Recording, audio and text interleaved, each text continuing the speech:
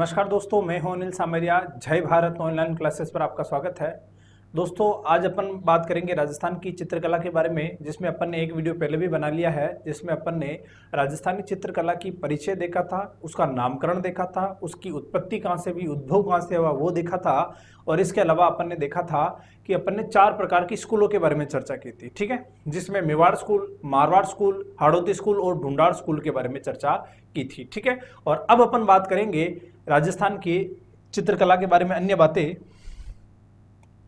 देखिए, अब अपने को क्या याद रखना, देखिए कल मैंने आपको जब स्कूलें पढ़ाई थी तो उसमें मैंने आपको ये एक चीज तो बता दी थी कि विभिन्न रंगों का प्रयोग, जैसे कि मारवाड़ चित्रशैली में जो प्रधान रंग है वो पीला रंग है, जैसे मेवाड़ चित्रशैली में प्रधान रंग है वो रक्त का लाल रंग है, हाड़ौती चित्रशैली में जो प्रधान रंग है वो नीला रंग है, और इसके अलावा अपन कह सकते हैं कि ढूंढाड़ शैली में कौन सा रंग है, तो वो शैली में रंग है कौन सा, हरा रंग है, ठीक है। इसके अलावा अपन एक बार वापस देख लेते हैं। देखिए, अगर आपसे पूछा जाए रंगों की प्रधानता, रंगों की प्रधानता, रंगों की प्रधानता, देखिए अगर आपसे पूछा जाए कि किस शैली में किस रंग की प्रधानता है, तो इसके बारे में अपन देखते हैं। देखिए, सबसे पहले तो अपन बात कर लेते हैं मेवाड़ शैली की, कि मेवाड़ शैली में कौन से रंग का प्रयोग किया जाता है। तो आप सभी को पता है मेवाड़ शैली में कौन से रंग का प्रयोग किया जाता है, तो मेवाड़ शैली में लाल रंग का प्रयोग किया जाता है। कौन से रंग का? लाल।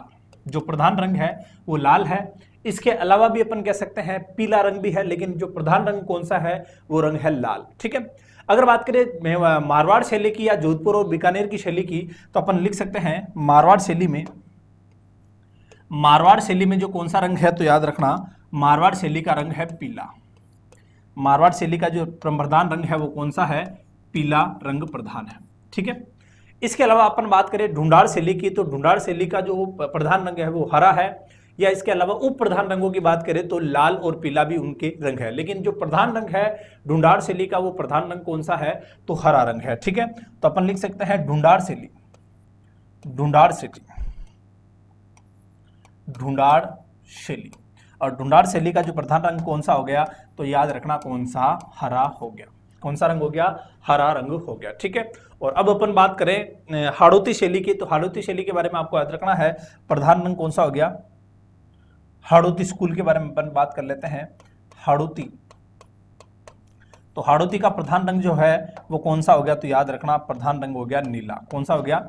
नीला, ठीक है। प्रधान रंग कौन सा हो गया? नीला, ठीक है। तो अपन ने रंगों की प्रधानता देखी कि विभिन्न चित्र शैलियों में कौन कौन से रंगों का प्रयोग किया जाता है। मेवाड़ में मैंने आपको याद कराया था कि मेवाड़ के जो लोग थे वो स्वाधीनता और बलिदान के लिए जाने जाते थे, तो उनका रक्त के हिसाब से कौन सा हो गया? इन्होंने अपनी आज़ादी के लिए बहुत खून बहाया है, तो रक्त के अनुसार लाल रंग हो गया, ठीक है। मारवाड़ में जो आपको पता है पीले पत्थर होते हैं, ठीक है, सोनारगढ़ किला जैसे, तो मारवाड़ का कौन सा रंग हो गया? पीला। ढूंढाड़ में आपको पता है राजधानी है तो बहुत पैसा होगा, तो कौन सा रंग हो गया? हरा। और हाड़ौती आपको पता है चंबल नदी बहती है तो पानी नीला होता है, तो कौन सा रंग हो गया? नीला। इसके अलावा भी आपसे पूछा जाता है कि ऐसी कौन सी चित्रशैली है जिसमें प्राकृतिक रंगों का प्रयोग किया गया, ऐसी कौन सी चित्रशैली है जिसमें बुझे हुए रंगों को, फीके रंगों का कह सकते हैं, बुझे हुए रंगों का प्रयोग किया गया। और ऐसा भी पूछा जा सकता है कि ऐसी कौन सी चित्रशैली है जिसमें जवाहरातों की स्याही का प्रयोग किया गया, ठीक है। तो उनके बारे में भी अपन देखते हैं। देखिए, इनके अलावा अपन देखते हैं एक शैली है आमेर शैली। कौन सी शैली? आमेर शैली। ये आमेर शैली किसका पार्ट होगी, तो आप सभी को पता है कि आमेर शैली किसका पार्ट होगी? आमेर शैली पार्ट होगी ढूंढाड़ शैली की, ठीक है। इसमें अपन बात कर सकते हैं कि प्राकृतिक रंगों का प्रयोग, प्राकृतिक रंगों का प्रयोग, प्राकृतिक रंगों का प्रयोग किस शैली में किया गया, तो प्राकृतिक रंगों का प्रयोग किया गया था आमेर शैली में, ठीक है। इसके अलावा आपसे पूछा जाए कि जो एक जेवरातों की शाही का प्रयोग किसमें किया गया, तो अलवर शैली में किया गया था, ठीक है। ये भी अलवर शैली भी किसका पार्ट है, तो आप सभी को पता है ढूंढाड़ शैली का। तो अलवर शैली की बात करें अपन, अलवर शैली, तो अपन लिख सकते हैं जेवरातों की, सोने चांदी की जो होता है ना जेवरात, जेवरातों की शाही का प्रयोग, जेवरातों की शाही का प्रयोग किया गया था किसमें? अलवर शैली में किया गया। और इसके अलावा अपन बात करें तो एक और अपन कह सकते हैं नागौर शैली की बात करें अपन। कौन सी शैली? नागौर शैली।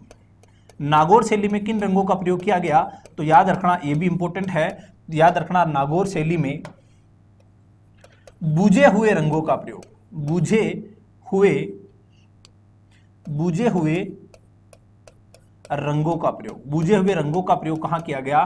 तो याद रखना बुझे हुए रंगों का प्रयोग किया गया था नागौर शैली में। ठीक है, कौन सी शैली में किया गया था? नागौर शैली में। ठीक है, तो अपन कह सकते हैं रंगों की प्रधानता के आधार पर अपन इन शैलियों के विभिन्न प्रकार के रंग देखे हैं, जिसमें मेवाड़ में लाल, मारवाड़ में पीला, ढूंढाड़ स्कूल में हरा और हाड़ौती स्कूल में कौन सा? नीला। इसके अलावा अगर आपसे पूछा जाए कि प्राकृतिक रंगों का प्रयोग कहां हुआ है, तो प्राकृतिक रंगों का प्रयोग हुआ है आमेर शैली में। जेवरातों का प्रयोग कहां हुआ है?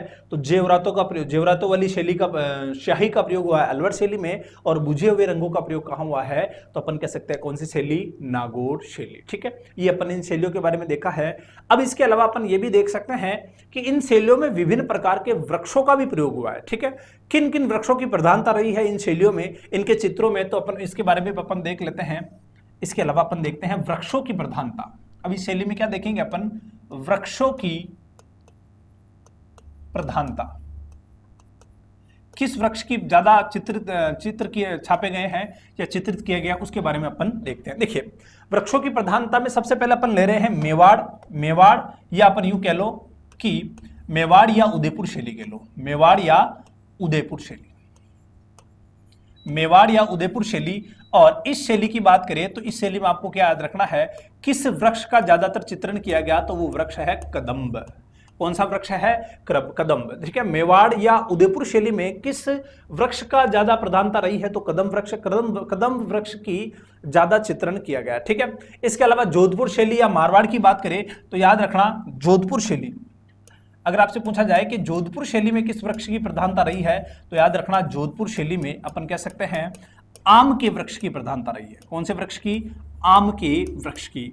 ठीक है, मेवाड़ में कदम के वृक्ष की और मारवाड़ में कौन सी शैली? आम वृक्ष की, मारवाड़ शैली में आम की प्रधानता रही है। ठीक है, इसके अलावा आपको पता है, देखो आम का रंग भी, पका हुआ आम भी पीला होता है और उनके रंगों का प्रयोग भी कौन सा हो रहा है? पीला हो रहा है। ठीक है, इसके अलावा अपन कह सकते हैं कि नाथद्वारा और इसके अलावा किशनगढ़। ठीक है, अगली बात करें अपन नाथद्वारा और किशनगढ़, नाथद्वारा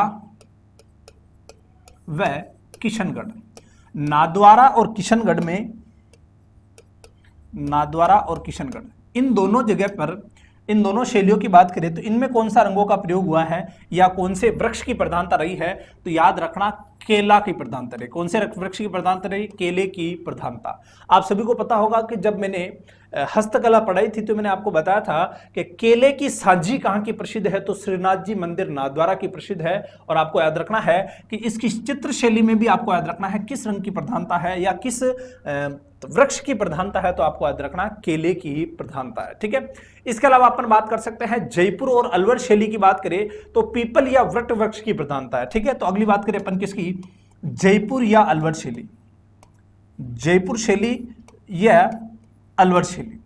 जयपुर या अलवर शैली में किसकी प्रधानता रही है? तो याद रखना पीपल की प्रधानता रही है या फिर अपन कह सकते हैं वट वृक्ष, है ना, वट यानी बरगद होता है।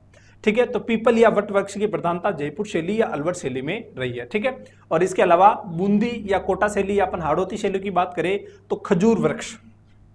ठीक है, तो अपन बात कर सकते हैं बूंदी व कोटा शैली, यानी कि हाड़ौती स्कूल के बारे में अपन कह सकते हैं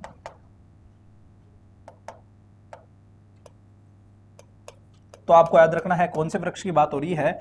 खजूर के वृक्ष की क्या रही है? प्रधानता। ठीक है, तो एक तरफ तो अपन ने देखा कि रंगों की प्रधानता देखी और दूसरी तरफ अपन ने क्या देखी? वृक्षों की प्रधानता। ठीक है, मेवाड़ या उदयपुर में शैली में कौन से वृक्ष का प्रयोग किया जा रहा है? कदम वृक्ष का। जोधपुर शैली में आम वृक्ष का। नाथद्वारा और किशनगढ़ शैली में केले का प्रयोग किया जा रहा है और जयपुर और अलवर शैली में वट या बरगद का प्रयोग किया जा रहा है। और इसके अलावा आपको याद रखना है बूंदी या कोटे की बात करें तो बूंदी और कोटे में कौन सा प्रयोग किया जा रहा है? खजूर वृक्ष का प्रयोग किया जा रहा है। ठीक है, तो ये वृक्षों की अपन ने प्रधानता देख ली। ठीक है, अब इससे पहले कि मैं विभिन्न प्रकार की शैलियां चालू करूं, इससे पहले आपको याद रखना है अपन विभिन्न प्रकार के संग्रहालयों के बारे में चर्चा करते हैं। जैसे कि आपको मैंने पहले बताया था जैन भद्र सूरी संग्रहालय, जो कि भूमिगत संग्रहालय है, विश्व का सबसे बड़ा भूमि संग्रहालय है और वो कहां पर है? जैसलमेर में। ठीक है, उसी प्रकार एक सरस्वती संग्रहालय भी है, कहां पर? उदयपुर में है। सूरत खाना और पोती खाना कहां पर है? तो जयपुर में है। इसी प्रकार आपको याद रखना है पुस्तक प्रकाश, मानसिंह ने स्थापित किया था जोधपुर में पुस्तक प्रकाश, तो उनके बारे में भी अपन बात करते हैं। ठीक है, तो अब अपन किसकी बात करेंगे? विभिन्न प्रकार के संग्रहालयों की बात करेंगे। देखिए देखिए अपन लेते हैं संग्रहालय, संग्रहालय, संग्रहालय, ठीक है। और संग्रहालय के बारे में आपको क्या याद रखना है, सबसे पहले अपन लेते हैं कि संग्रहालय की बात करें। देखिए पहला संग्रहालय अपन ले रहे हैं जैन भद्र सूरी संग्रहालय। और मैंने आपको बताया था ये विश्व का सबसे बड़ा भूमिगत संग्रहालय है, जैन भद्र सूरी संग्रहालय। और ये कहां पर है, तो मैंने आपको बताया था कहां पर, जैसलमेर में, जैसलमेर में, ठीक है। इसके अलावा दूसरी अपन बात कर सकते हैं, कौन से दूसरे जो संग्रहालय है उसकी बात करें अपन, तो एक संग्रहालय है सरस्वती भंडार, सरस्वती भंडार, या अपन कह सकते हैं सरस्वती संग्रहालय, सरस्वती संग्रहालय। और ये सरस्वती संग्रहालय कहां पर है, तो याद रखना ये कहां पर है, उदयपुर में, कहां पर है, उदयपुर में, ठीक है। इसके अलावा आपको याद रखना है, इसके अलावा अपन कह सकते हैं, तीसरा अपन ले सकते हैं पुस्तक प्रकाश, पुस्तक प्रकाश संग्रहालय। ये कहां पर है, तो याद रखना पुस्तक प्रकाश संग्रहालय है, ये है कहां पर, तो याद रखना जोधपुर में, कहां पर है, जोधपुर में, ठीक है। अब अपन बात करें सूरत खाना और पोती खाने की, ठीक है। तो अगली बात कर लेते हैं अपन किसकी, सूरत खाना, सूरत खाना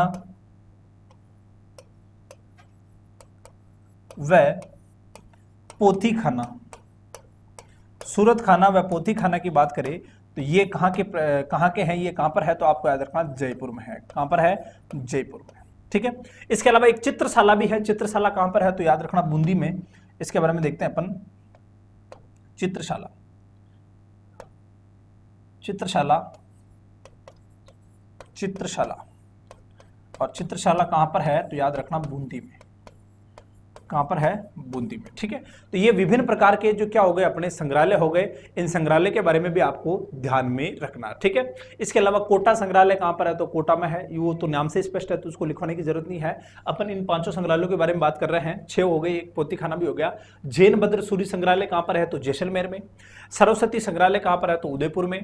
पुस्तक प्रकाश संग्रहालय कहां पर है, तो आपको याद रखना है जोधपुर में। सूरत खाना और पोथी खाना कहां पर है, तो जयपुर में। और चित्रशाला कहां पर है, तो आपको याद रखना है बूंदी में है, कहां पर है, बूंदी में, ठीक है। तो ये अपन ने कुछ रंगों की प्रधानता की बात की है, ये अपन ने कुछ वृक्षों की प्रधानता की बात की है, और ये अपन ने कुछ संग्रहालयों की बात अपन ने की है, जिसमें आपको पता है भूमिगत संग्रहालय ये है।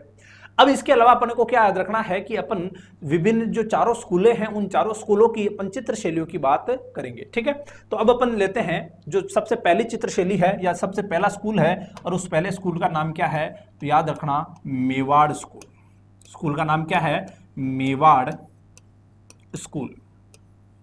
देखिए मेवाड़ स्कूल के बारे में आपको क्या याद रखना है, इसमें कौन कौन सी शैलियां, तो मैंने आपको बताया था उदयपुर शैली, इसके अलावा चावंड शैली, इसके अलावा सापरा शैली, इसके अलावा मैंने आपको बताया था जैसे नाथद्वारा शैली। ये सारी शैलियां किसकी प्रकार है या किसके अंडर आती है, तो आपको याद रखना है मेवाड़ स्कूल के अंडर आती है, ठीक है। इसमें अपन सबसे प्रमुख और सबसे प्राचीन शैली की बात करेंगे, और वो सबसे प्रमुख और सबसे प्राचीन शैली कौन सी, तो याद रखना उस शैली का नाम है उदयपुर शैली, उदयपुर शैली, या फिर इसी को अपन कहते हैं मेवाड़ शैली।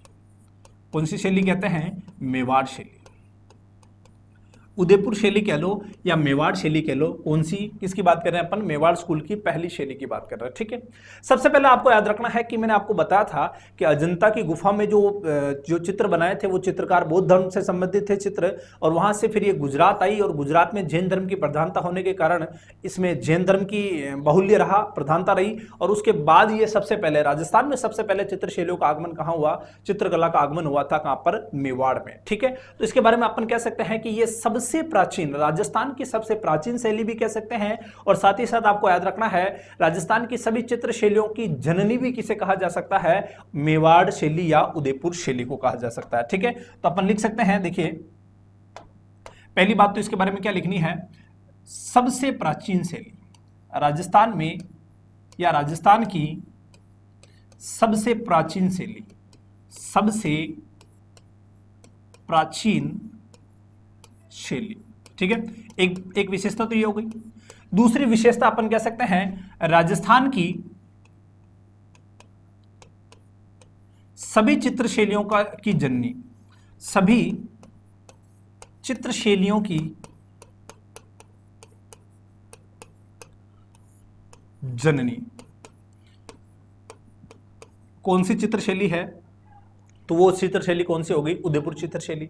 इसके अलावा आपको इसमें और क्या ध्यान रखना है कि सर्वाधिक चित्र जो चित्रित किए गए थे वो कौन सी चित्र शैली में चित्रित किए गए थे? तो उदयपुर शैली में ही चित्रित किए गए थे। ठीक है, तो आपको याद रखना है। इसमें एक बात और लिख सकते हैं, सर्वाधिक चित्रों का चित्रण, सर्वाधिक या चित्रकारी लिख लो, या सर्वाधिक चित्रों का चित्रण कहां किया गया? तो याद रखना सर्वाधिक चित्रों का चित्रण भी कहां किया गया? इसी शैली में किया गया। ठीक है, आप सभी को पता है कि शुरुआती दौर में इस चित्र शैली पर किसका प्रभाव रहा? तो आपको याद रखना गुजराती शैली या जैन शैली का प्रभाव रहा। तो एक बात इसमें और लिख सकते हैं कि प्रारंभ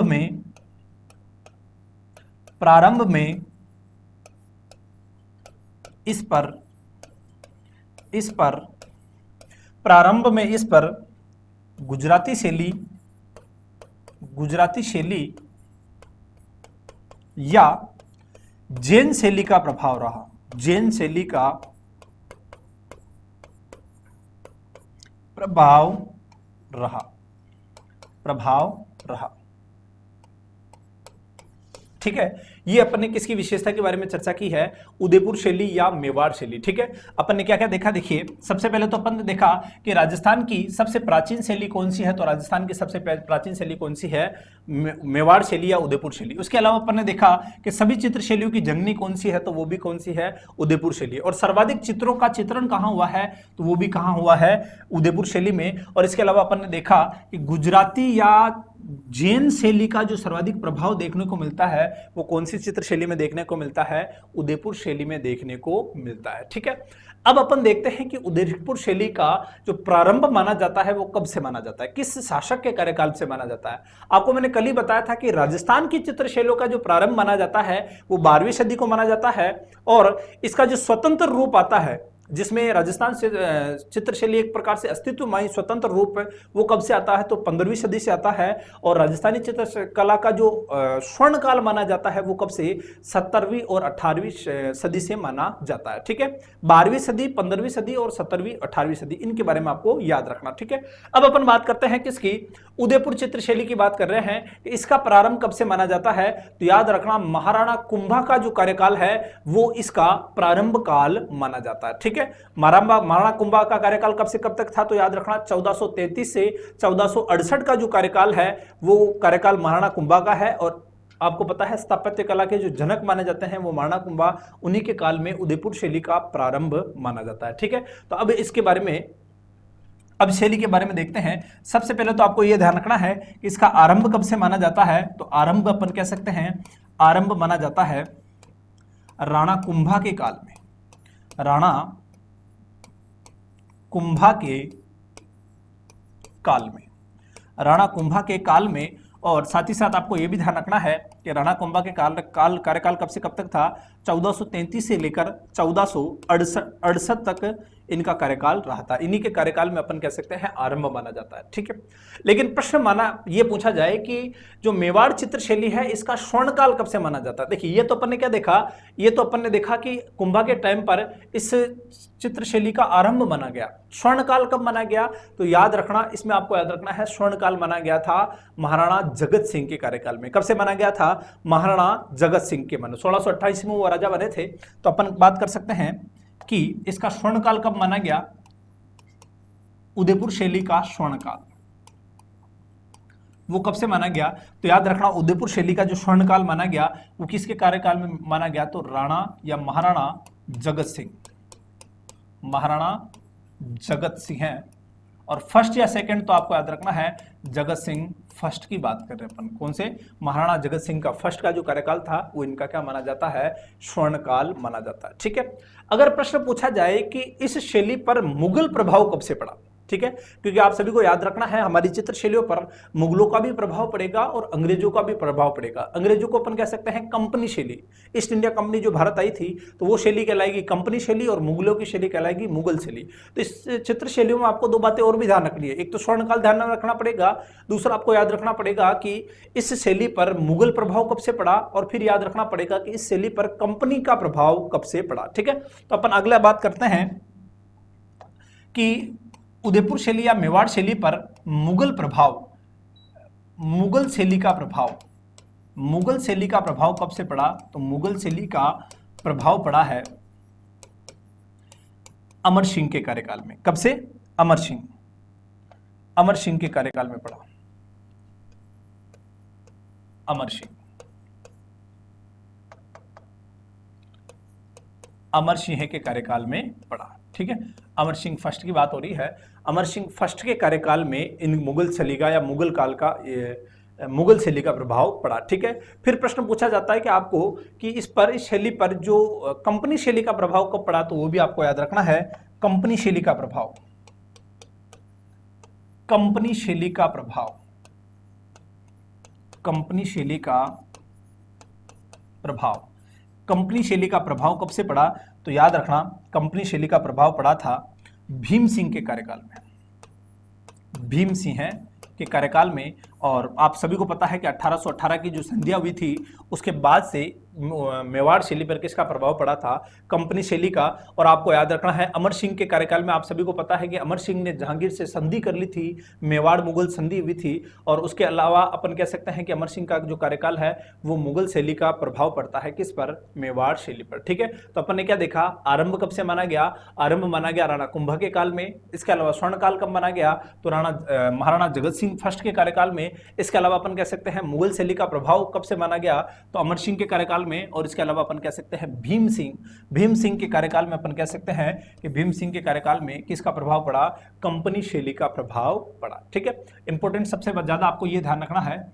ठीक है, स्वर्णकाल आपको ज्यादा ध्यान रखना। ठीक है, और अब अपन बात करते हैं कि इस शैली में प्रमुख रंग कौन सा है, प्रमुख वृक्ष कौन सा है। अपन ने पहले लिख लिया था हालांकि, फिर भी एक बार वापस देख लेते हैं। रंग कौन सा, प्रधान रंग कौन सा है, तो आप सभी को पता है प्रधान रंग। प्रधान रंग कौन सा बताया था, तो मैंने आप सभी को बताया था प्रधान रंग कौन सा होगा, लाल होगा। ठीक है, क्योंकि अपनी स्वाधीनता के लिए इन्होंने बहुत सारा रक्त बहाया था और रक्त का कलर कौन सा हो गया, लाल। प्रमुख रंग कौन सा हो गया, लाल। इसके अलावा अगर आपसे पूछा जाए कि प्रमुख वृक्ष कौन सा है, प्रमुख वृक्ष, तो मैंने आपको वृक्ष का भी बारे में बताया था, कदम्ब वृक्ष। कदम्ब वृक्ष कौन सा हो गया इसका प्रमुख वृक्ष, प्रमुख वृक्ष कौन सा हो गया, कदम्ब। ठीक है, इसके अलावा आपसे पूछा जाए कि इसमें प्रमुख पशु या पक्षी कौन से हैं, तो याद रखना प्रमुख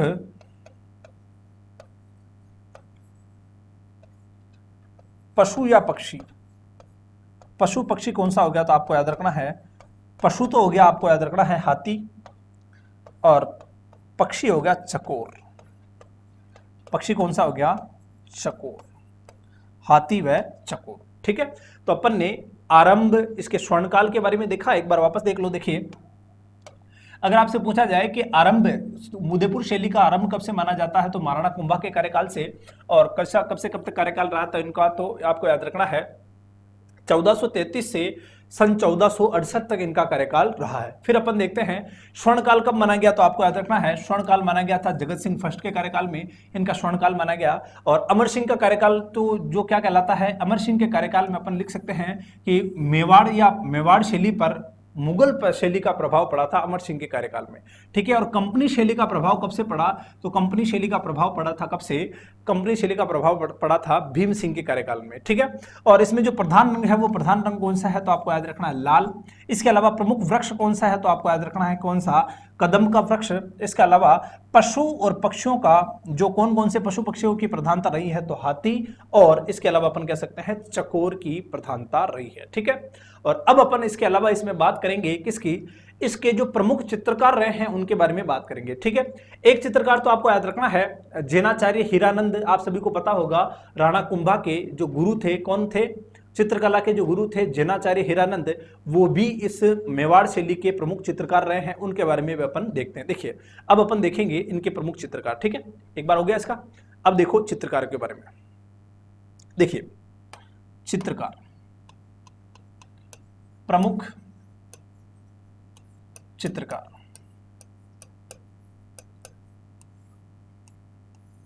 देखिए प्रमुख चित्रकार कौन कौन से हैं तो आपको याद रखना है।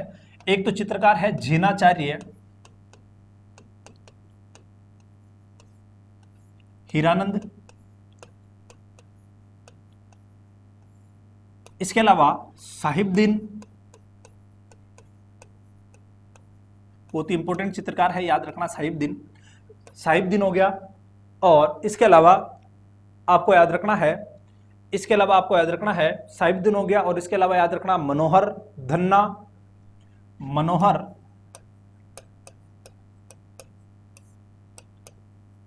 धन्ना, इसके अलावा आपको याद रखना है कृपाराम, इसके अलावा शोबख्श,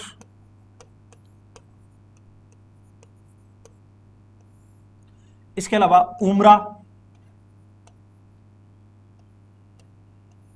ठीक है। ये जो सभी है ये कौन है तो आपको याद रखना है कमलचंद, आप सभी को पता होगा कमलचंद, शावक प्रतिक्रमण चूर्णी का जो चित्रकार था कमलचंद, कमलचंद। और एक और हीरानंद थे, उनके बारे में भी आपको याद रखना है हीरानंद।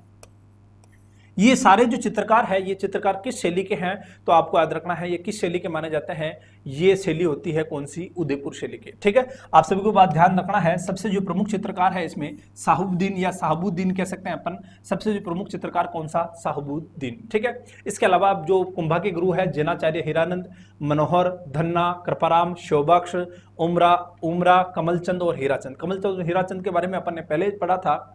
सुपार्श्वनाथ चरित्रम की जो रचना करने वाले व्यक्ति थे भोकल के काम कार्यकाल में, वो कौन थे, हीरानंद थे। इसके अलावा श्री श्रावक प्रतिक्रमण चूर्णी का जो चित्रण करने वाले थे कौन थे, कमलचंद थे तेज सिंह के कार्यकाल में। तो इन दोनों के बारे में तो अपन ने पहले ही पढ़ा था, और अपन ने दो चित्रों के बारे में भी चर्चा कर ली थी। किन चित्रों के बारे में, उन दोनों प्राचीन चित्रों के बारे में चर्चा कर ली थी पहले ही। अब अपन बात करते हैं आगे कि किन किन के कार्यकाल में कौन कौन से चित्र चित्रित हुए, ठीक है।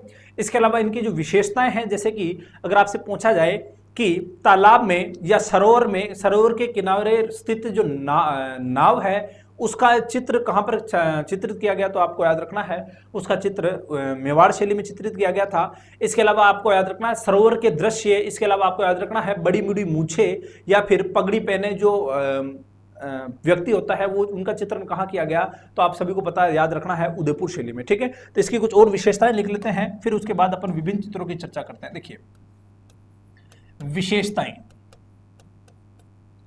विशेषताएं के बारे में आपको याद रखना है। विशेषताओं में आपको क्या याद रखना है, पहला सरोवर के दृश्य कहाँ मिलेंगे आपको, क्योंकि कई बार सीधा प्रश्न पूछा जाता है कि सरोवर के दृश्य किस चित्र शैली के पार्ट है, तो आपको याद रखना है वो किस चित्र शैली के पार्ट हो जाएंगे, वो उदयपुर शैली या मेवाड़ शैली के पार्ट हो जाएंगे, ठीक है।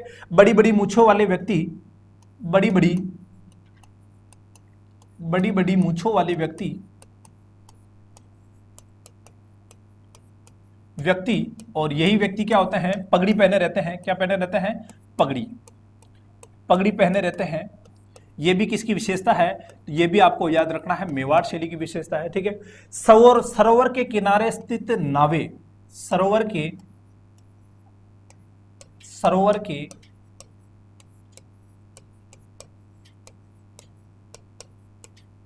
किनारे स्थित नावे, ये भी किसका पार्ट है तो याद रखना ये भी किसके पार्ट है, ये भी उदयपुर शैली की एक विशेषता है। अब अपन विभिन्न प्रकार के जो अपने उदयपुर शैली के अपन ने देखो, सबसे पहले अपन क्या देख लिया, एक बार वापस देख लो। अपन ने सबसे पहले तो इस चित्र शैली के बारे में देखा, मेवाड़ चित्र शैली के बारे में देखे। एक तो अपन ने देखा कि इसका ये सबसे प्राचीन शैली है। इसके अलावा अपन देखा कि सभी चित्र शैलियों की जननी है।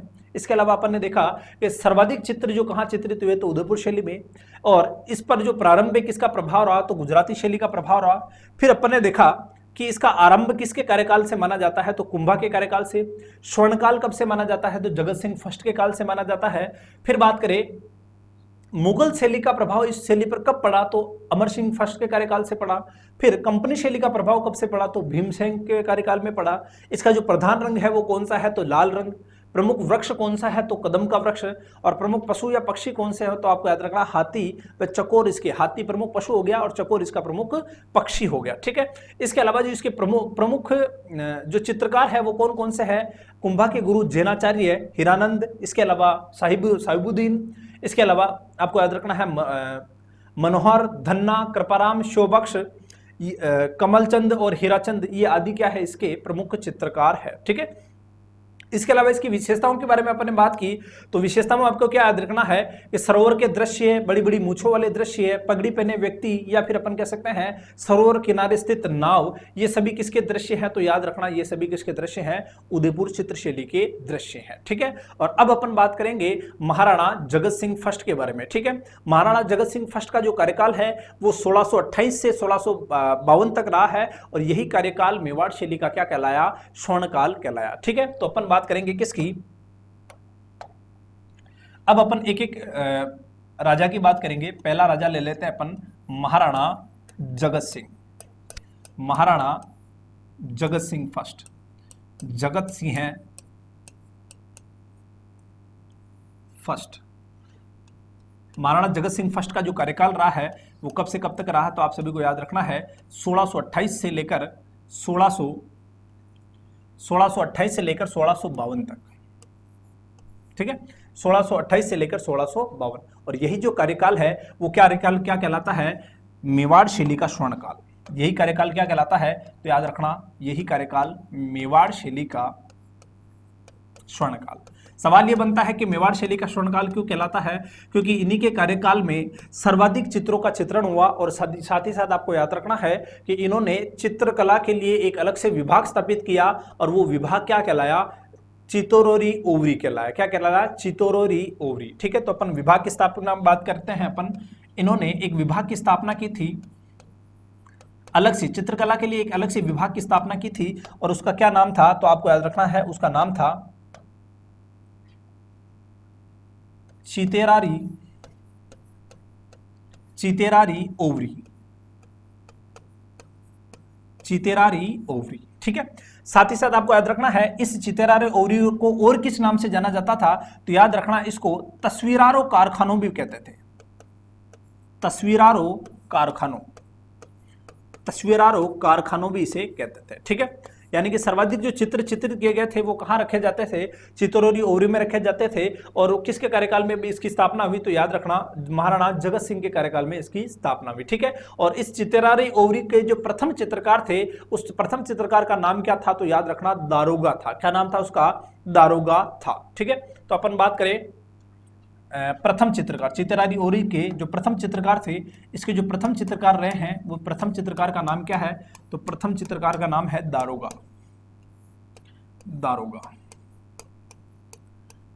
ठीक है, दारोगा। अब बात करते हैं जगत सिंह के कार्यकाल में जो विभिन्न प्रकार के चित्र चित्रित हुए हैं उनके बारे में बात करते हैं, ठीक है। सबसे पहले आपको याद रखना है साहिबुद्दीन ने एक चित्र का चित्रण किया था, रागमाला। रागमाला पर जो रागमाला एक ग्रंथ है, इस पर चित्रण किया था सन 1628 में। याद रखना रागमाला जो चित्र है ये इसके अलावा भी चावंड शैली या अपन कह सकते हैं जोधपुर शैली में भी इसका चित्रण हुआ है, ठीक है। मैं अगले चित्रों की बात कर रहा हूं, याद रखना महाराणा जगत सिंह के कार्यकाल में चित्रों की बात कर रहा हूं, है ना। चित्र देखिए, चित्र में अपन ने पहला चित्र किसके बारे में बात की, रागमाला के बारे में। किसके बारे में बात की, रागमाला। और रागमाला पर जो चित्रण हुआ है वो कब हुआ है, मेवाड़ शैली में। तो याद रखना साहिबुद्दीन ने किया था रागमाला पर चित्रण, और साहिबुद्दीन ने किया था रागमाला पर चित्रण, और कब किया था, तो याद रखना सन 1628 में। इसके अलावा आपको याद रखना है सन 1605 और सन 1623 में भी इस रागमाला पर चित्रण हुआ है। वो किसने किया और कौन सी शैली में किया, उसके बारे में भी अपन चर्चा करते हैं। जैसे कि एक निसारुद्दीन था जो चावंड शैली का था, उसने भी सन 1605 में रागमाला पर चित्रण किया, ठीक है। तो इसके बारे में भी अपन चर्चा यही कर लेते हैं। देखिए, रागमाला पर एक और चित्रण करने वाला व्यक्ति कौन था, तो याद रखना उसका नाम था निसारुद्दीन या निसारुद्दीन। और ये इसने चित्रण कब किया तो याद रखना सन 1605 में किया। और ये किस शैली का चित्रकार है तो याद रखना ये चित्र और चित्रकार दोनों है चावंड शैली के, ठीक है, चावंड शैली, ठीक है। और ये जो साहिबुद्दीन किस चित्र शैली का है तो आप सभी को पता है ये मेवाड़ शैली का है। कौन सी शैली का? मेवाड़ शैली का, ठीक है, मेवाड़ या उदयपुर शैली की बात कर ले। रागमाला पर आप सभी को याद रखना है, रागमाला पर एक और व्यक्ति ने भी चित्रण किया है, वो कौन है उसके बारे में देखते हैं अपन। देखिए एक और व्यक्ति है जिसने चित्रण किया है, वो जोधपुर शैली का पार्ट है। रागमाला वो जोधपुर शैली का पार्ट है और उसका नाम क्या है तो याद रखना विट्ठल दास चंपावत, ठीक है। विट्ठल दास चंपावत में सन 1623 में इसका एक बार और चित्रण किया तो अपन वो भी लिख लेते हैं। तो एक और व्यक्ति कौन है जिसने इसका चित्रण किया तो विट्ठल दास चंपावत, विट्ठल दास चंपावत। और इन्होंने कब किया तो याद रखना इन्होंने किया था सन 1623 में। और ये किस शैली के चित्रकार है तो याद रखना ये जोधपुर शैली के चित्रकार है। किस शैली के चित्रकार है? जोधपुर शैली के चित्रकार है। इसका मतलब अपन कह सकते हैं जो रागमाला जो ग्रंथ है इस पर 3 लोगों ने चित्रण किया है, शहाबुद्दीन, निसारुद्दीन और विट्ठल दास चंपावत, ठीक है। शहाबुद्दीन ने कब चित्रण किया तो 1628 में किया है। निसारुद्दीन ने कब किया तो सन 1605 में किया है। और विट्ठल दास चंपावत ने कब किया तो सन 1623 में किया है। शहाबुद्दीन कब कौन सी चित्रशैली में करते हैं तो मेवाड़ चित्रशैली का पार्ट है ये। निसारुद्दीन कौन सी चित्रशैली के चित्रकार है तो चावंड शैली के हैं। और इसके अलावा अपन कह सकते हैं विट्ठल दास चंपावत किस शैली के चित्रकार है तो अपन लिख सकते हैं जोधपुर शैली के चित्रकार है, ठीक है। इसके अलावा राज सिंह के जो महाराणा जगत सिंह के कार्यकाल में अपन कह सकते हैं रसिक प्रिया पे भी चित्रण हुआ है, गीत गोविंद पे भी चित्रण हुआ है। गीत गोविंद के बारे में आपको याद रखना है मेवाड़ में अगर वो कोई ऐसा ग्रंथ है जिस पर सर्वाधिक चित्रण हुआ है तो वो कौन सा चित्र है? गीत गोविंद। इस पर सर्वाधिक अपने चित्रण हुआ है, ठीक है। तो इसके अलावा अपन देखते हैं और कौन कौन से चित्रण हुए। एक तो कौन सा चित्र हो गया? रागमाला हो गया। इसके अलावा अपन देखते हैं रसिक प्रिया, रसिक प्रिया। इसके अलावा अपन देखते हैं गीत गोविंद, गीत गोविंद। इसके अलावा अपन कह सकते हैं भगवद गीता, भगवद गीता। और इसके अलावा भी अपन कह सकते हैं और भी चित्र है जैसे रामायण, कृष्ण काव्य, आर्य समाज, इन पर भी चित्रण हुआ है, ठीक है। आर्य रामायण जैसे रसिक प्रिया, गीत गोविंद, भागवत गीता, रामायण, कृष्ण काव्य। इसके अलावा अपन कह सकते हैं आर्य रामायण आदि पर चित्रण कौन सा किसके कार्यकाल में हुआ तो याद रखना है आदि के चित्रण महाराणा जगत सिंह के कार्यकाल में हुआ। आर्य रामायण ये सभी किसके कार्यकाल में चित्रित हुए चित्र? ये महाराणा जगत सिंह के कार्यकाल में चित्र हुए, ठीक है। वापस देख लेते हैं अपन एक बार जगत सिंह के बारे में। देखना जगत सिंह का फर्स्ट का कार्यकाल कहां से कहां तक है तो 1628 से लेकर सन 1652 तक है, ठीक है। इसका जो कार्यकाल है वो मेवाड़ का स्वर्णकाल माना जाता है। इसके अलावा अपन बात कर सकते हैं कि इन्होंने चित्रकला के लिए एक अलग से विभाग की स्थापना की और वो विभाग क्या कहलाया तो याद रखना चित्तौरी ओवरी कहलाई, ठीक है। इसे तस्वीरारो कारखानों भी कहा जाता है, ठीक है। इसके जो प्रथम इस चित्तौरी ओवरी के जो प्रथम चित्रकार थे उनका नाम क्या था तो उनका नाम था दारोगा, ठीक है। और फिर इसके अलावा अपन बात कर सकते हैं एक ग्रंथ है जिसका नाम है रागमाला। और रागमाला पर 3 चित्रकारों ने चित्रण किया है जिसमें पहला कौन है? शहाबुद्दीन, दूसरे कौन है तो याद रखना निसारुद्दीन और तीसरे कौन है तो आपको याद रखना विट्ठल दास चंपावत है। शहाबुद्दीन ने कब चित्रण किया है? 1628 में। और ये किस चित्रशैली के चित्रकार है तो मेवाड़ चित्रशैली के चित्रकार है। निसारुद्दीन ने 1605 में किया चित्रण और ये किस चित्रशैली के चित्रकार है? चावंड शैली के। और विट्ठल दास चंपावत ने कब किया तो याद रखना 1628 में किया। और ये किस शैली के चित्रकार है तो याद रखना जोधपुर चित्रशैली के चित्रकार है, ठीक है। और 1623 में किया था इन्होंने। और इसके अलावा रागमाला के अलावा और भी चित्रण हुए हैं गीत गोविंद, रसिक प्रिया, गीत गोविंद, भगवद गीता, रामायण, कृष्ण काव्य, आर्य समाज आदि पर क्या हुआ है? चित्रण हुआ है, ठीक है। और ये अपने महाराणा जगत सिंह के बारे में फर्स्ट के बारे में चर्चा की है, ठीक है। इसके अलावा अपन और एक और राजा लेते हैं जिसका नाम है राणा राज सिंह, ठीक है। राणा राज सिंह का कार्यकाल कब से कब तक होगा तो सन 1652 से सन 1680 तक जो कार्यकाल होगा वो किसका होगा? राणा राज सिंह का कार्यकाल होगा, ठीक है। अब अपन बात करते हैं राज सिंह के बारे में। देखिए, राज सिंह के बारे में आपको क्या याद रखना है, इनके काल में सर्वाधिक कृष्ण लीलाओं के चित्रण होंगे। आप सभी को पता है कि जब औरंगजेब ने सभी मूर्तियों को, मंदिरों को तोड़ने का आदेश दिया था, तो वहां से दो पुजारी आए थे श्रीनाथ जी की मूर्ति लेकर, और इन्हीं के कार्यकाल में उस मूर्ति को नाथद्वारा में स्थापित किया था। तो राज सिंह के कार्यकाल में सर्वाधिक जो चित्रण होगा वो किसका होगा, कृष्ण लीलाओं का चित्रण होगा। ठीक है, महाराणा जगत सिंह हो गया। और अब अपन बात करते हैं किसकी, राज सिंह की। महाराणा राज सिंह, महाराणा राज सिंह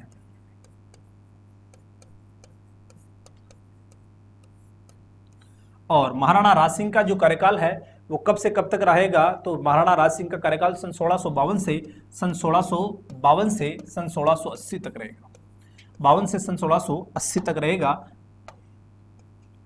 और इसके अलावा भी आपको याद रखना है कि सर्वाधिक कृष्ण लीलाओं के चित्रण, ठीक है, अपन लिख सकते हैं कृष्ण लीलाओं के सर्वाधिक चित्रण, कृष्ण लीलाओं के सर्वाधिक चित्रण इनके कार्यकाल में हुए, सर्वाधिक चित्रण हुआ। ठीक है, सर्वाधिक चित्रों का चित्रण किया गया। ठीक है, इसके अलावा एक और जो चित्र है आपको याद रखना है, शुकर क्षेत्र महात्म्य। ठीक है, इनके बारे में आपको याद रखना है, वो इन्हीं के कार्यकाल में चित्रित किया गया था।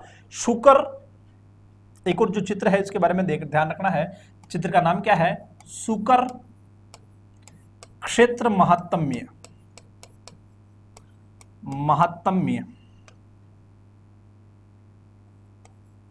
महात्म्य, शुकर क्षेत्र महात्म्य। और ये जो चित्र है ये चित्रित किसके द्वारा किया गया था, तो याद रखना ये चित्रित किया गया था साहिबदीन द्वारा। किसके द्वारा चित्रित किया गया था, साहिबदीन द्वारा ही चित्रित किया गया था। और याद रखना ये जो चित्र है ये वर्तमान में कहाँ है, तो याद रखना ये चित्र वर्तमान में सरस्वती भंडार, जो कि कहाँ पर है, उदयपुर में है, यहाँ पर ये वर्तमान में ये चित्र है। तो वर्तमान में ये चित्र कहाँ पर है, तो याद रखना वर्तमान में ये चित्र है सरस्वती भंडार। और सरस्वती भंडार कहां पर है, तो आप सभी को याद रखना है उदयपुर में है। कहां पर है, उदयपुर। ठीक है, ये अपन ने किसके बात कर ली, राज सिंह के कार्यकाल में। अपन विभिन्न राजाओं के कार्यकाल में जो चित्र चित्रित हुए हैं उनके बारे में अपन देखेंगे। इनके बारे में ज्यादा विस्तृत इसलिए देख रहे हैं क्योंकि आप सभी को पता है ये चित्रशैली सभी चित्रशैलियों की जननी है और इसके बारे में मैक्सिमम प्रश्न पूछे जाते हैं। ठीक है, और अब अपन इसके बारे में बात करेंगे। इसके बाद जो बात करेंगे वो किसके बारे में बात करेंगे, राणा जयसिंह के बारे में बात करेंगे, जिनका कार्यकाल सन 1680 से लेकर 1698 तक रहा है। ठीक है, तो अगला जो कार्यकाल आएगा किसका, अगला कार्यकाल आएगा राणा जयसिंह।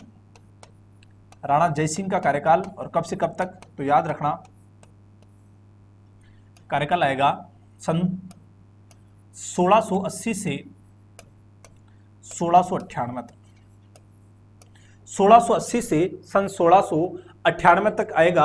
और इनके बारे में आपको याद रखना है, इनके कार्यकाल में लघु चित्रों का अधिकता रही है। लघु चित्रों का या लघु चित्रण का सर्वाधिक अधिकता किसके कार्यकाल में रही है, तो अपन कह सकते हैं जय सिंह के कार्यकाल में रही है। ठीक है, लघु चित्र की अधिकता। ठीक है, इनके कार्यकाल में लिख सकते हैं लघु चित्र की अधिकता, लघु चित्र की अधिकता, लघु चित्र की अधिकता रही है। साथ ही साथ इनके कार्यकाल में भी आपको याद रखना है विभिन्न चित्रों का चित्रण हुआ है, जिसमें रसिक प्रिया, महाभारत, भागवत गीता, पृथ्वीराज रासो, इन आदि पर चित्रण किसके कार्यकाल में हुआ है, राणा जयसिंह के कार्यकाल में हुआ। ठीक है, इसके अलावा किस किस पर चित्रण हुआ है, तो याद रखना रसिक प्रिया, रसिक प्रिया पर भी वापस चित्रण हुआ है, पहले भी हुआ था रसिक प्रिया। इसके अलावा पृथ्वीराज रासो, महाभारत, पृथ्वीराज रासो, महाभारत।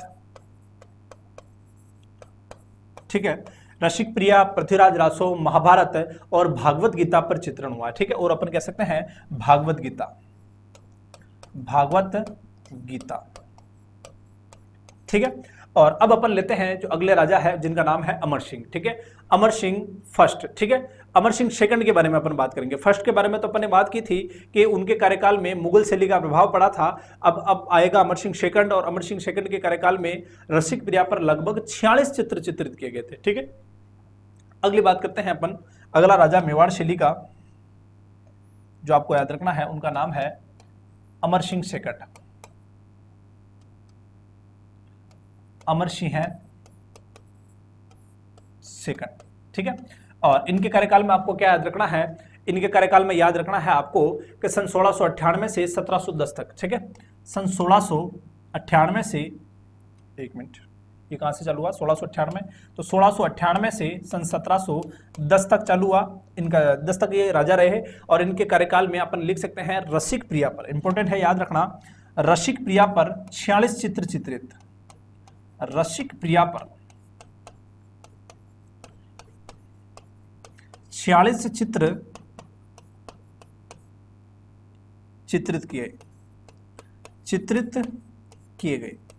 रसिक प्रिया पर 46 चित्र किसके काल में चित्रित किए गए, अमर सिंह सेकंड काल में, ठीक है। मैंने आपको पहले ही बता दिया है कि जो सबसे ज्यादा जो चित्रण किया गया मेवाड़ शैली में वो किसके काल में हुआ है, या फिर अपन कह सकते हैं किसके काल में हुआ, तो वो जगत सिंह फर्स्ट के काल में हुआ है। और साथ ही साथ आपको ये भी ध्यान रखना है कि किस चित्र का सबसे ज्यादा चित्रण हुआ है, तो वो है गीत गोविंद पर चित्रण हुआ है, ठीक है। और अब अपन एक और लेते हैं महाराणा संग्राम सिंह सेकंड के बारे में, ठीक है। महाराणा संग्राम सिंह सेकंड, देखिए महाराणा संग्राम सिंह सेकंड के बारे में क्या याद रखना है कि इनका कार्यकाल रहा था 1710 से लेकर 1734। 1700 महाराणा संग्राम सिंह, महाराणा संग्राम सिंह, महाराणा संग्राम सिंह सेकंड, ठीक है। और इनका जो कार्यकाल है सन 1710 से लेकर सन 1734 तक। और आप सभी को पता है सन 1734 के बाद आपको पता है जगत सिंह सेकंड आ जाते हैं और उन्होंने होड़ा सम्मेलन करवाया था जुलाई महीने में।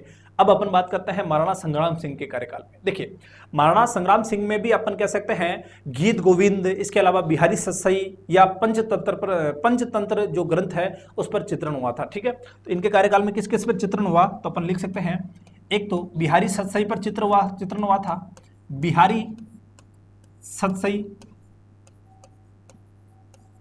इसके अलावा अपन कह सकते हैं बिहारी सतसई, इसके अलावा अपन कह सकते हैं गीत गोविंद, और इसके अलावा अपन कह सकते हैं पंचतंत्र पे भी चित्रण हुआ है, ठीक है।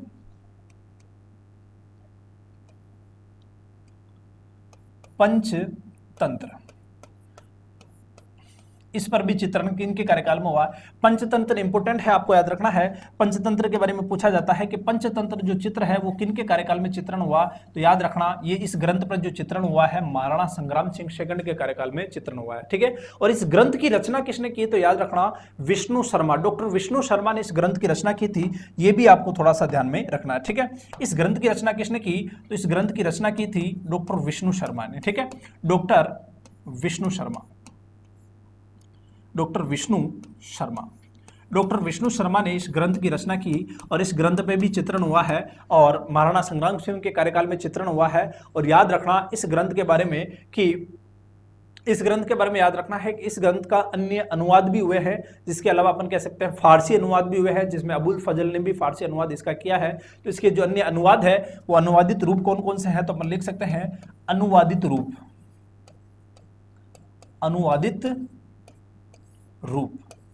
इसका एक अनुवादित रूप है और वो रूप कौन सा है, तो याद रखना कलीला दमना।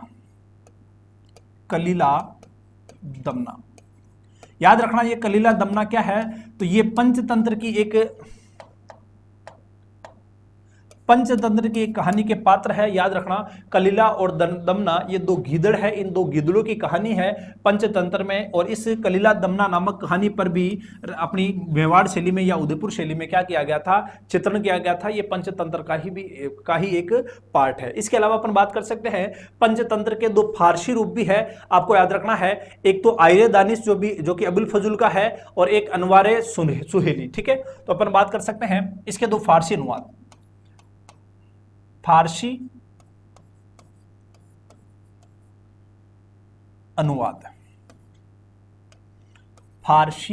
देखिए फारसी अनुवाद अपन ने क्या देखा, पंचतंत्र की रचना तो किसने की थी, विष्णु शर्मा ने की थी। और इसके जो फारसी अनुवाद है वो कौन से है, अय्यारे दानिश, ठीक है। फारसी अनुवाद में इसका जो अनुवाद किस नाम से किया गया था, तो आपको याद रखना है अय्यारे दानिश।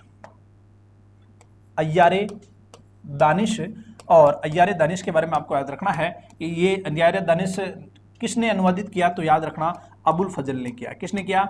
अबुल फजल ने किया। अबुल फजल ने अनुवाद किया। इसके अलावा आपको याद रखना है एक और अनवारे, इसके अलावा अनवारे सुहेली, इसके अलावा एक और फारसी अनुवाद हुआ है, उसका नाम ध्यान रखना है अनवारे सुहेली नाम से। अनवारे सुहेली नाम से अनुवाद हुआ है, ठीक है। और इसके बारे में आपको याद रखना है कि अनवारे सुहेल का जो चित्रण किया था या फिर इसका अनुवाद किया था उसका नाम क्या था, तो आपको याद रखना है मुल्ला हुसैन काशिफी। उनका नाम क्या था, तो याद रखना उनका नाम था मुल्ला हुसैन काशिफी। मुल्ला हुसैन काशिफी, ठीक है। तो ये अपन ने किसके बारे में अपन ने देख लिया। पंचतंत्र की जो रचना किसने की, तो डॉक्टर विष्णु शर्मा। और अनुवादित रूप क्या कहलाता है? कलीला दमना कहलाता है। फारसी अनुवाद इसके पंचतंत्र के दो बार हुए हैं, एक तो अय्यारे दानिश नाम से और एक अनवारे सुहेली नाम से, ठीक है, अनवारे सुहेली नाम से। फिर बात करें इसका अय्यारे दानिश नाम से किसने अनुवाद किया, तो अबुल फजल ने। और मुल्ला हुसैन काशिफी ने अनवारे सुहेली नाम से क्या किया, इस फारसी तंत्र का अनुवाद किया, ठीक है। एक बार अपन वापस देख लेते हैं सबका सब फटाफट।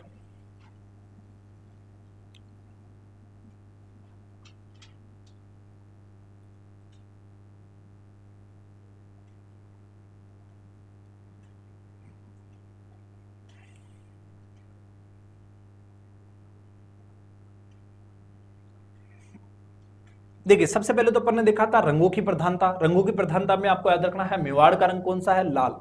मारवाड़ का कौन सा है, पीला। ढूंढाड़ का कौन सा है, हरा। हाड़ौती का कौन सा है, नीला, ठीक है। आमेर शैली का रंग कौन सा है, तो प्राकृतिक रंगों का प्रयोग किया गया। अलवर शैली में आपको याद रखना जेवरातों का रंगों का शाही का प्रयोग किया गया। और नागौर शैली में अपन कह सकते हैं बूझे हुए रंगों का प्रयोग किया गया, ठीक है। फिर बात करते हैं मेवाड़ शैली में, जो वृक्षों के बारे में बात करें तो मेवाड़ शैली में कदम वृक्ष का प्रयोग किया गया। कदम वृक्षों की प्रधानता रही है। इसके अलावा मारवाड़ में या जोधपुर में आम, इसके अलावा नादवारा और किशनगढ़ में केले की प्रधानता रही है। और इसके अलावा जयपुर और अलवर की बात करें तो पीपल या वट वृक्ष की प्रधानता रही है, ठीक है। इसके अलावा बूंदी और कोटा की बात करें तो याद रखना खजूर की प्रधानता रही है, ठीक है। और अब अपन बात करें संग्रहालय की, क्या बात करनी है, तो संग्रहालय में आपको याद रखना है कि कौन कौन से संग्रहालय है। तो एक तो जैन भद्र सूरी संग्रहालय कहां पर है, जैसलमेर में, ठीक है। सरस्वती संग्रहालय कहां पर है, उदयपुर में। पुस्तक प्रकाश संग्रहालय कहां पर है, जोधपुर में। सूरत खाना और पोती खाना कहां पर है, तो जयपुर में। और इसके अलावा चित्रशाला कहां पर है, तो बूंदी में। फिर अपन ने मेवाड़ चित्रशैली के बारे में पढ़ा। मेवाड़ चित्रशैली की क्या क्या विशेषता है, इसको उदयपुर शैली भी कहते हैं। राजस्थान की सबसे प्राचीन और सभी चित्रशैलियों की जननी मानी जाती है। और इस पर प्रारंभ में गुजराती या जैन शैली का प्रभाव रहा है। और सर्वाधिक चित्रों का चित्रण इसी शैली में हुआ है, ठीक है। फिर अपन ने देखा कि इस शैली का आरंभ किसके कार्यकाल में माना जाता है, तो कुंभा के कार्यकाल में माना जाता है। और इसका जो स्वर्णकाल किसके कार्यकाल में माना जाता है, तो जगत सिंह फर्स्ट के कार्यकाल में इसका स्वर्णकाल माना जाता है, ठीक है। फिर अपन ने देखा कि इस शैली पर मुगल प्रभाव कब से पड़ा, तो अमर सिंह फर्स्ट के कार्यकाल में पड़ा। फिर अपन ने देखा कंपनी शैली का प्रभाव कब से पड़ा, तो भीम सिंह के कार्यकाल में पड़ा। प्रमुख रंग कौन सा है, तो आपको पता है लाल। प्रमुख वृक्ष कौन सा है, तो आपको पता है कदम्ब। और इसके अलावा पशु और पक्षी की बात की थी अपन ने हाथी और चकोर के बारे में, ठीक है। एक बार वापस आगे की बात करें अपन, प्रमुख चित्रकारों की अपन ने जब बात की तो अपन ने बात की कि जैनाचार्य, हीरानंद, साहिबुद्दीन, मनोहर, धन्ना। याद रखना मनोहर, धन्ना, कृपाराम, इनमें से आपको कुछ नाम याद रखना है क्योंकि प्रश्न 3-4 चित्रकार दे देते हैं और प्रश्न पूछा जाता है कि ये चित्रकार किस शैली से संबंधित है, ठीक है। साहिबराम आगे भी आएगा, इसके बारे में मैं आपको वहां बताऊंगा, दोनों को कंपेयर करके।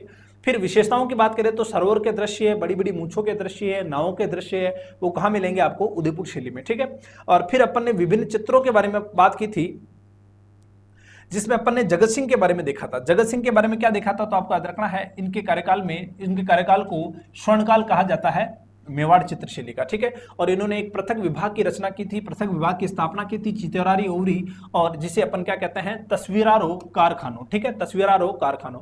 इसके जो प्रथम चित्रकार थे उनका नाम क्या था, दारोगा था। और इन्होंने जो इनके कार्यकाल में जो रागमाला का चित्रण हुआ है 3 लोगों ने चित्रण किया है, इनके कार्यकाल में शहाबुद्दीन ने किया है। इससे पहले चावंड शैली में 1605 में निसारुद्दीन ने किया है और जोधपुर शैली में विठल दास चंपावत ने भी किया है। ठीक है, इसके अलावा और कौन से चित्र चित्रित हुए इनके कार्यकाल में? तो रसिक प्रिया, गीत गोविंद, भागवत गीता, रामायण, कृष्ण काव्य और आर्य रामायण का भी रचना हुई। ठीक है, फिर बात करें अपन महाराणा राज सिंह के कार्यकाल में, तो याद रखना सर्वाधिक कृष्ण लीलाओं के चित्रण इन्हीं के कार्यकाल में हुए और सुकुरुक्षेत्र महात्म्य ये जो चित्र चित्रित हुआ है वो शहाबुद्दीन ने किया है और वर्तमान में ये चित्र कहां पर है? तो याद रखना सरस्वती संग्रहालय, सरस्वती संग्रहालय है ना, सरस्वती संग्रहालय। और सरस्वती संग्रहालय कहां पर है? तो याद रखना वो है कहां पर? उदयपुर में। ठीक है, राणा जयसिंह की बात करें तो इनके कार्यकाल में लघु चित्रों की प्रधानता रही है। लघु चित्रों की प्रधानता किनके कार्यकाल में रही? तो जयसिंह के कार्यकाल में। इसके अलावा रसिक प्रिया, भागवत गीता, पृथ्वीराज रासो और महाभारत का भी चित्रण इनके कार्यकाल में हुआ है। अमर सिंह की बात करें तो अमर सिंह के बारे में आपको क्या याद रखना है? रसिक प्रिया पर टोटल 46 चित्र चित्रित किए गए थे इनके कार्यकाल में। फिर अपन ने लास्ट देखा किसके कार्यकाल के बारे में? महाराणा संग्राम सिंह के कार्यकाल, सेकंड के कार्यकाल में देखा बिहारी ससाई, गीत गोविंद और पंचतंत्र पर अनेक चित्र चित्रित हुए हैं, जिसमें भी पंचतंत्र के जो ग्रंथ है इसकी रचना करने वाले कौन थे? तो डॉक्टर विष्णु शर्मा थे और इसका जो अनुवाद हुआ है कलिका दमना में, आपको याद रखना है कलिका दमना क्या है? तो याद रखना एक चित्र भी है और एक कहानी के दो पात्र भी है, उन पर ही चित्रण हुआ है, कलीला और दन्ना। और इसके बारे में आपको याद रखना है ये दो गीदड़ है जो पंचतंत्र की कहानी पर आधारित है। ठीक है, फिर इनका फारसी अनुवाद दो नाम से हुआ है, एक तो अय्यारे दानिश और दूसरा आपको याद रखना है अनवारे, एक तो अय्यारे दानिश और दूसरा हुआ है अनवारे सुहेली। ठीक है, और अय्यारे दानिश के जो चित्रकार है वो कौन है? अबुल फजल और इनके हैं मुल्ला हुसैन काशिफी। तो दोस्तों आज अपन ने मेवाड़ शैली की या उदयपुर शैली की चर्चा की है, बाकी सभी शैलियों की अपन आगे से आगे चर्चा करेंगे। आप सभी को नोट्स बनाते रहना है क्योंकि मैं आपको नोट्स फॉर्मेट में पढ़ा रहा हूँ। आज के लिए इतना ही, इससे ज़्यादा से ज़्यादा शेयर करें। जय हिंद, जय भारत।